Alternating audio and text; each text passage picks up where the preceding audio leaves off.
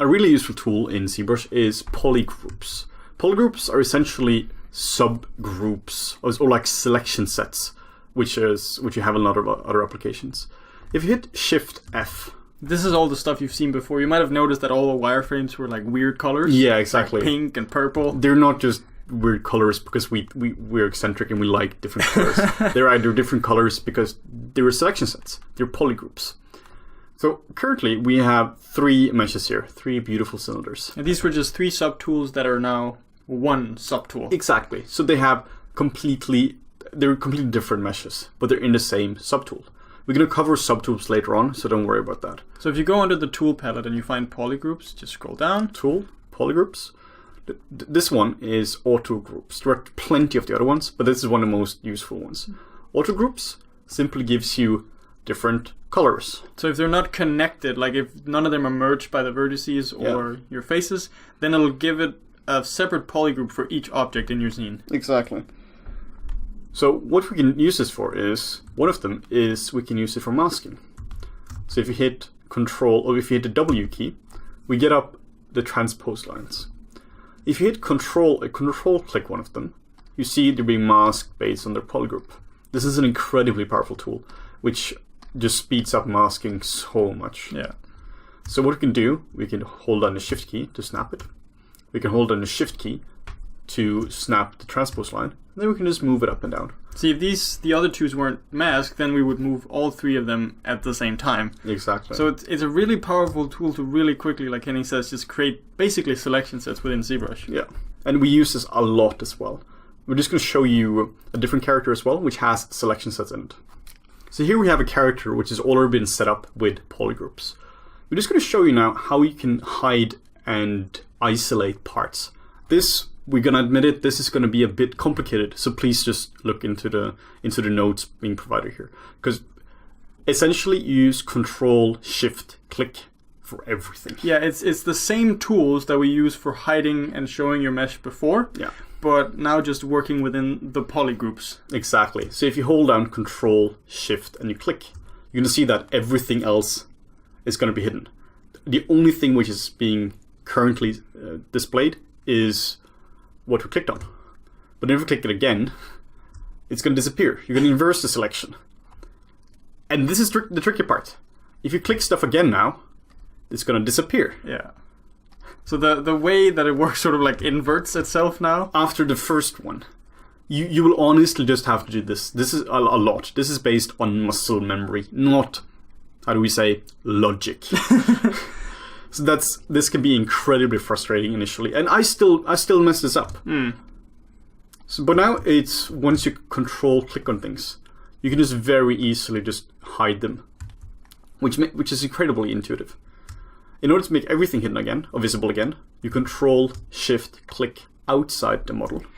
And I think a small note that's worth mentioning here is once you work with a mesh that has a really high poly count, you might be better served actually going to the visibility section to hide and show the mesh, because clicking in the viewport can be a little bit cumbersome. Sometimes you drag just like 2 pixels and then it inverts it, or like, so you're safe every time. Yeah, exactly. And also, let's just undo this.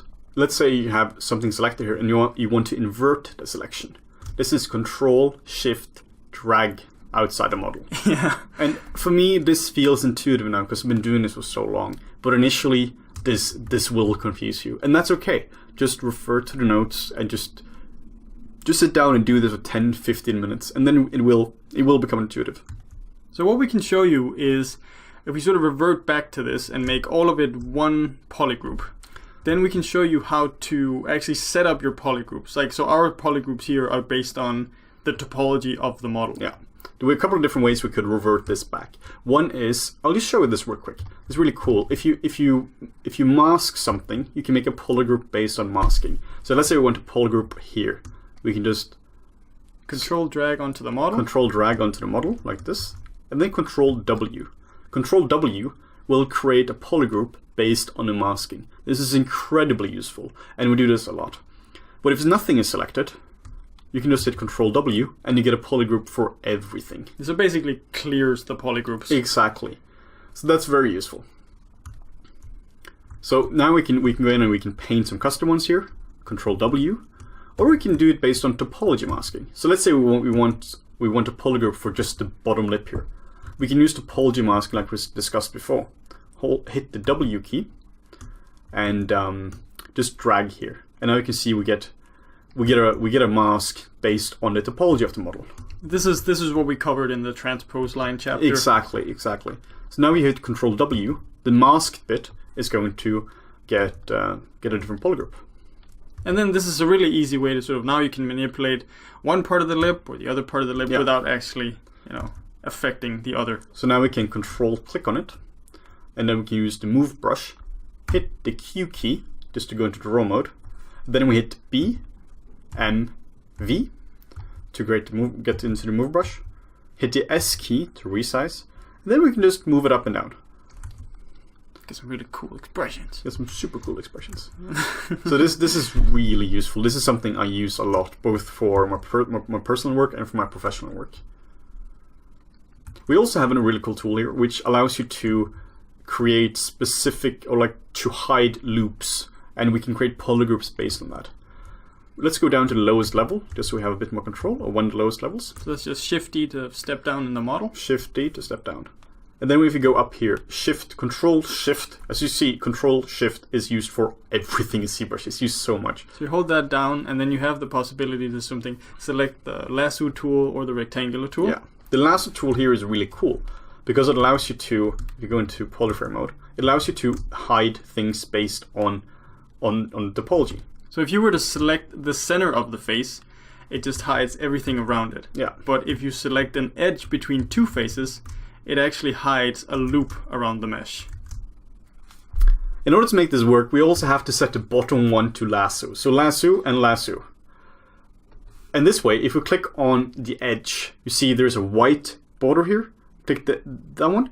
We're going to get a different, we're going to hide this, meaning we can create polygroups based on the connectivity here. Yeah, because now nothing is, like the mouth is not connected by topology, technically, because the polys are hidden. So this way, this is awesome, because this way we can go to polygroups and hit auto groups. Auto groups is going to, like it says here, auto groups by topology continuity. What this means is if something is not connected, it's going to have different polygroups. This can be incredibly powerful when it comes to creating like interesting and or useful polygroups.